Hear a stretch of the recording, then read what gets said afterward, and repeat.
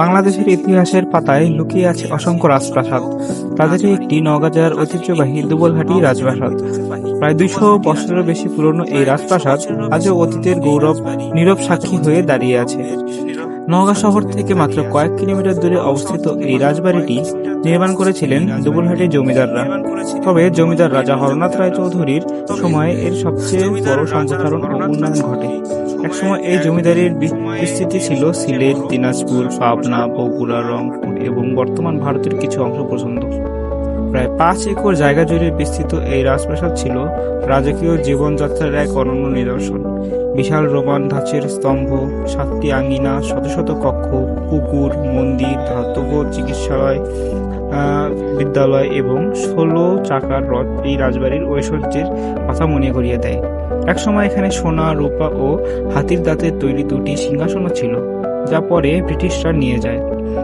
1864 সালে রাজপরিবারের উদ্যোগে প্রতিষ্ঠিত হয় একটি বিদ্যালয়, যা আজ রাজা হরনাথ উচ্চ বিদ্যালয় নামে পরিচিত। শুধু তাই নয়, প্রতি বছর দরিদ্র ও মেধাবী শিক্ষার্থীদের পড়াশোনার দায়িত্ব নিত এই রাজপরিবার। দুবলহাটি রাজবাড়ির ইতিহাস ঘিরে রয়েছে একটি আকর্ষণীয় কিংবদন্তিও।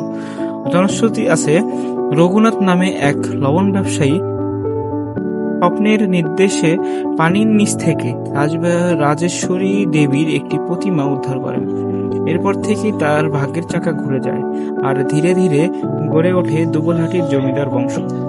আরেকটি প্রচলিত কাহিনীতে বলা হয়, এই অঞ্চলে কৃষিজমি কম থাকায় মোগল আমলে জমিদাররা নাকি প্রতি বছর 22 কাহন কই মাছ দিয়ে রাজস্ব পরিশোধ করতেন।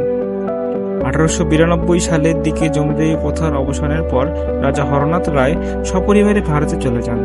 সময়ের সঙ্গে রাজকীয় কোলাহল থেমে গেলেও রয়ে যায় বিশাল রাজপ্রাসাদ, যা বাংলাদেশের প্রত্নতত্ত্ব বিভাগের তত্ত্বাবধানে সংরক্ষিত একটি গুরুত্বপূর্ণ ঐতিহাসিক স্থাপনা। ইট, পাথর আর নীরব দেয়ালের ভেতরে আজও যেন প্রতিধ্বনিত হয় এক হারিয়ে যাওয়া রাজকীয় যুগের গল্প। ইতিহাস, স্থাপত্য আর ঐতিহ্যের অপূর্ব সমন্বয় দেখতে দুবলহাটি রাজবাড়ি হতে পারে আপনার পরবর্তী ভ্রমণ গন্তব্য।